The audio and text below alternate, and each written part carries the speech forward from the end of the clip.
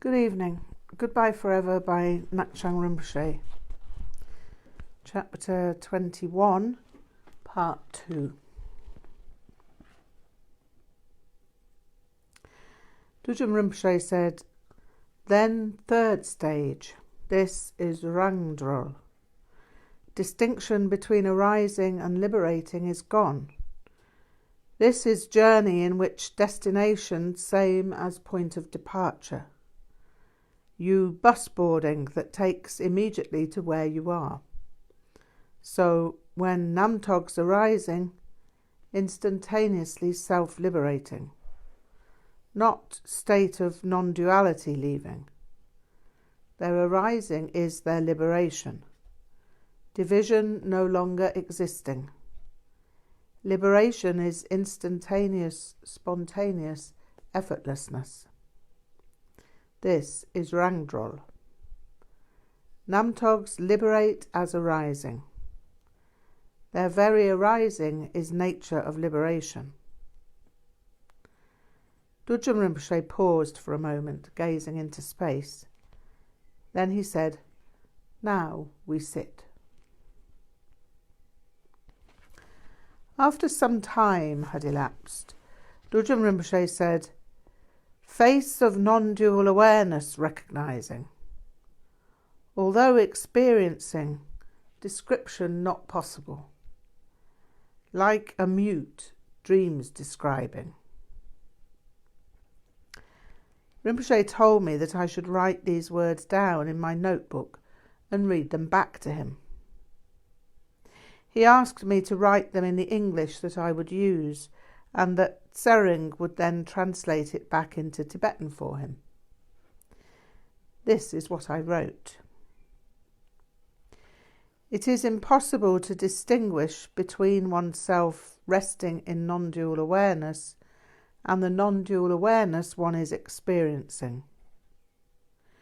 When one rests naturally, nakedly, in the boundless state of non-dual awareness, the urgency of injudicious, hyperactive conceptuality, memories and troublesome plans evaporates and disappears in the spacious sky of awareness.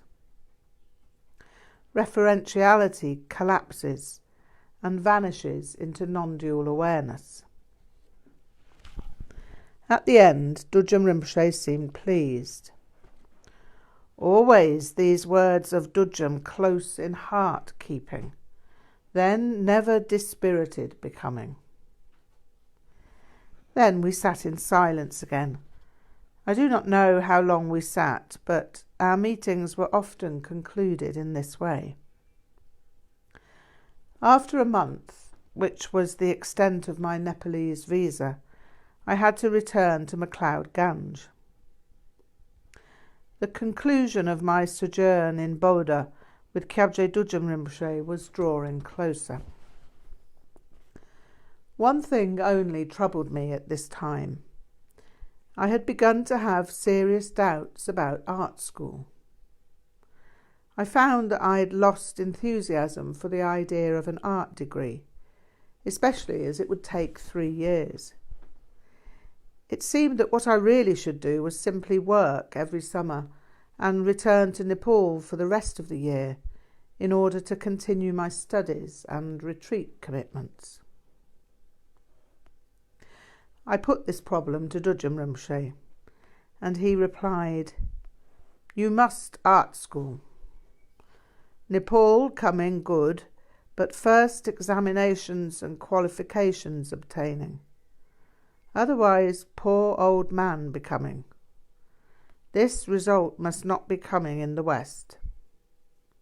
For Tibetans, no problem, but for Western peoples, unwise. You must good circumstances making." He had explained this before, but this time he gave greater emphasis to my not giving up art school.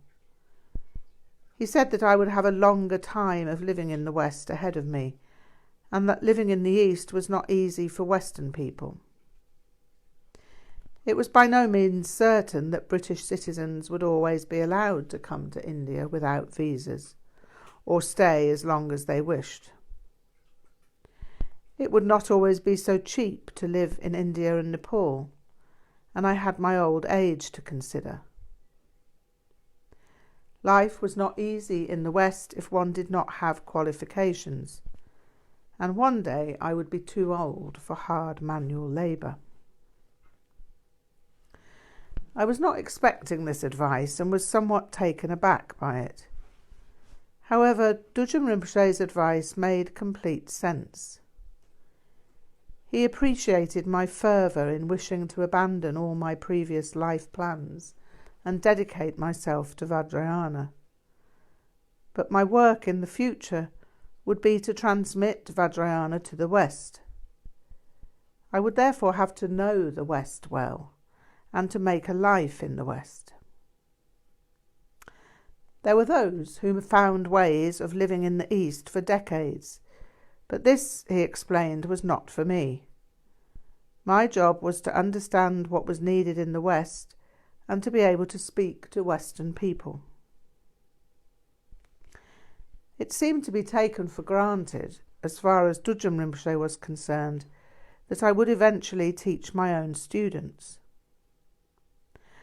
I found that idea as remote as realization or discovering I could fly. But Düd'jom Rinpoche was in earnest about my future. What was more, I was to establish the Ngak'chang Rinpoche in the West. That would be my life's work. I had come to the East to find the Ngak'chang Rinpoche, and I was to return in order to establish it in the West. Staying in the East, therefore, was not an option. I imagine that many people would not find it easy to have their lives laid out for them. I am actually a person who, in all other circumstances, would never comply or bow to authority. I certainly didn't comply with my father's efforts to steer me in my life. But when it came to Düd'jom Rinpoche, I simply accepted his direction without the slightest demur. If he had suggested studying for the mathematic O-level that I was deemed too arithmetically retarded to take at 16, I would have taken it on with pleasure. There was nothing I would not have taken on at Düd'jom Rinpoche's suggestion. Düd'jom Rinpoche listed 9 indications in respect of my life that confirmed his view that I could undertake something for him. Firstly, I was, like him, born in a dragon year, and I'd had authentic visions as a young child. Secondly, I'd had dreams of clarity in which I'd seen vignettes of my past life. Thirdly, I'd seen the photograph books of Tibet and later a photograph of Aro Yeshé Rinpoche. These had made a significant impression on me. Fourthly, the cumulative connections with the Nyingma tradition had brought me to India in search of Ngakmas. Fifthly, I'd studied with the first Ngakma I met and taken all the advice that I had received. Sixthly, I'd come to Nepal to meet him immediately as I had been advised. Seventhly, having arrived in Nepal, I'd meditated in his gompa, circumambulated the great Churton, and then come directly to see him. Eighthly, I'd taken all his instructions to heart.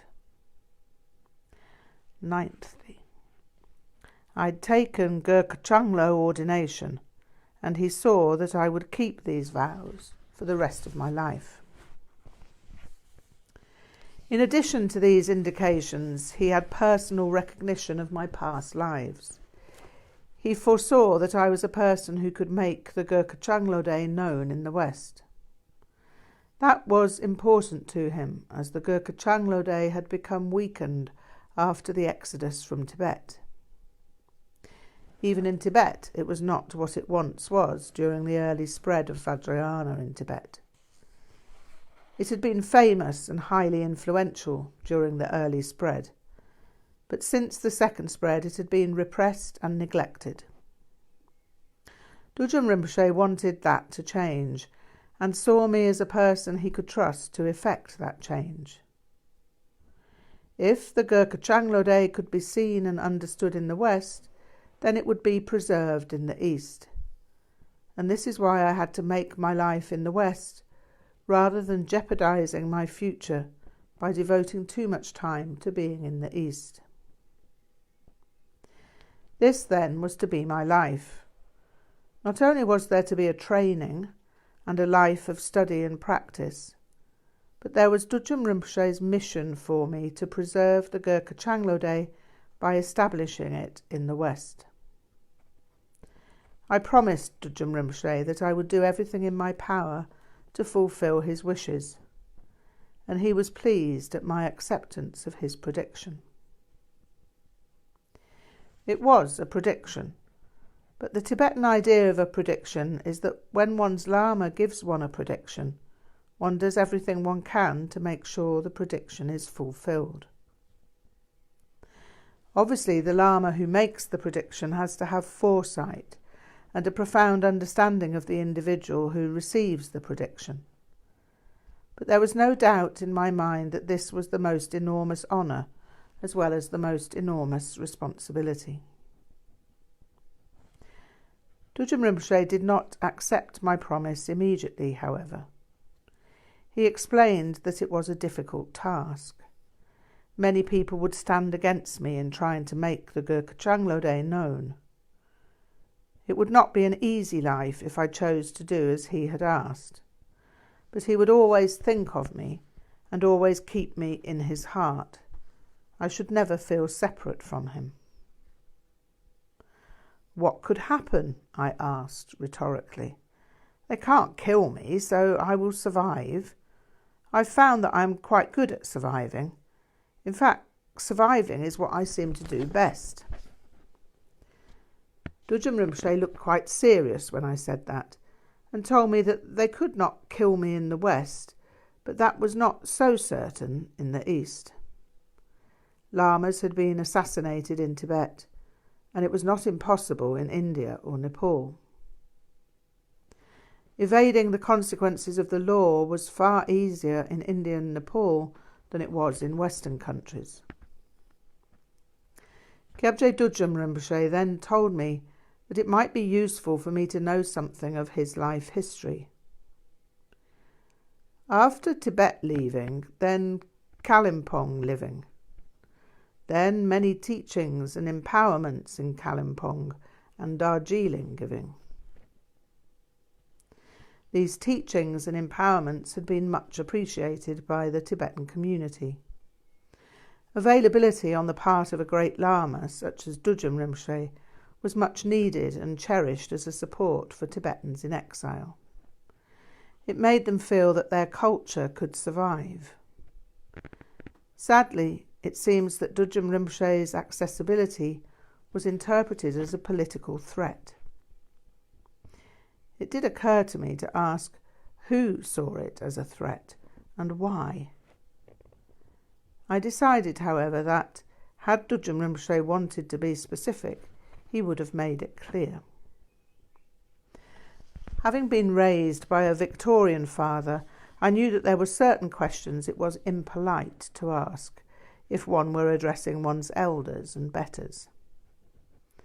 Those elders around me when I was a child were not necessarily my betters, but Düd'jom Rinpoche was in a category far beyond betters. I simply trusted that he would tell me what I needed to know. If he did not tell me, there was no need to ask. I therefore only asked questions when there were points of Vajrayana that I did not understand. Düd'jom Rinpoche told me that he had been subject to hostility 10 years previously. It had occurred on a train journey. He'd been in MacLeod Ganj discussing the Tibetan refugee situation in relation to the exiled Nyingma peoples. The situation had caused him concern vis-à-vis the wish in certain quarters to make all traditions subject to centralised authority. This proposed policy, he felt, was not in keeping with Tibetan culture prior to the Exodus. He was concerned about the future of what had always been independent lineages. With respect to this concern, he had asked Katog Ontrul Rinpoche to perform a Melong divination whilst on the train. And Ontrul Rinpoche, scrying the Melong, saw a statue of Padmasambhava bound in barbed wire. This did not bode well. The train had to stop for a while in Siliguri. In the interim, whilst the train was stationary, Düd'jom Rinpoche was apprehended and subsequently incarcerated by the Indian police. This had occurred because the Indian intelligence service had been informed, by certain Tibetan sources, that Düd'jom Rinpoche was a salaried Chinese collaborator. I naturally wondered who the source could have been. One would have to be in some position of authority to make contact with the Indian intelligence service. I could have asked for more details, but again I did not know how to frame such a question. To what end would I need such information? Düd'jom Rinpoche gazed peacefully around the room. "Yeah, news very fast spreading, and disciples too shocked and sad. They hear from Siliguri to Panchimari prison sending. Then many disciples from Darjeeling, Kalimpong, Sikkim and Bhutan say, must be preventing necessary." Their preventative measure was to be extraordinary, and in the style of Mahatma Gandhi. At any sign of Kyabjé Düd'jom Rinpoche being transported to the Panchimari prison, hundreds of people would lie on the railway lines. The number prepared to do this escalated by the hour, and the Indian authorities were aware that a crisis was mounting. The Chogyal of Sikkim, the royal family of Bhutan, prominent Nepalese and Indian dignitaries, and thousands of students wrote letters to Nehru, and within days Düd'jom Rinpoche was released and returned to his home in Kalimpong.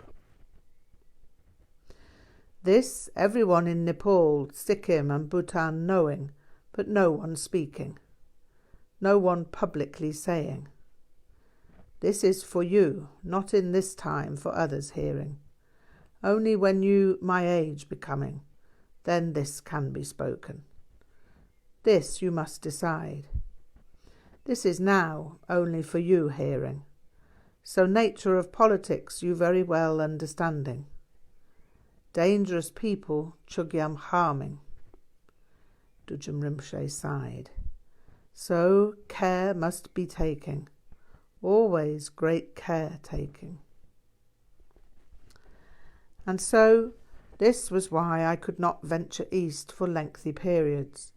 I could only ever make short visits, and it could never be known in advance by anyone when I was coming, where I was going, or for how long.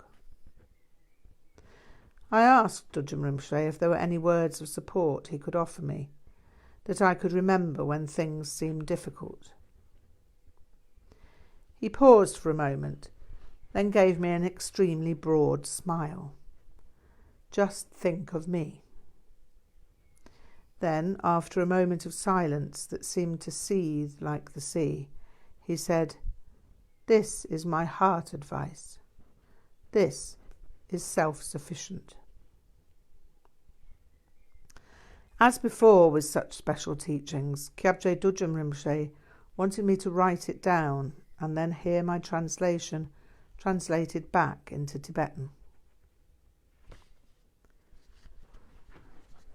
Fervently invite the presence of Padmasambhava. Then settle in the space of Padmasambhava in which your mind and my mind are inseparable. The relaxed openness of Padmasambhava is uncontrived naturalness and does not curtail, reject, cultivate or ignore. Relax without grasping at the state of Padmasambhava, and whatever arises will self-liberate. This is the nature of Padmasambhava. It abides in the natural state. It's not a new attainment because it has never been separate from you. Although not separate, you have not recognized it till now. It is this non-recognition that is the only delusion. There is endless delusion and non-delusion. So whatever arises in mind, look directly at its essence. When examining, it cannot be seen, so throw away the external examiner.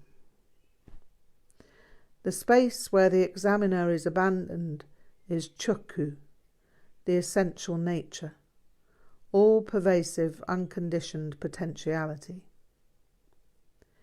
In this space of chukku, where can one go or stay? Understand this. Realize its meaning. Sustain it effortlessly in practice. The result is to be without hope or fear. Düd'jom Rinpoche remained silent for a minute and continued, "Having attained this confidence," he laughed, "has made this old man satisfied." Then he concluded, "I believe this young Ngakma also satisfied becoming."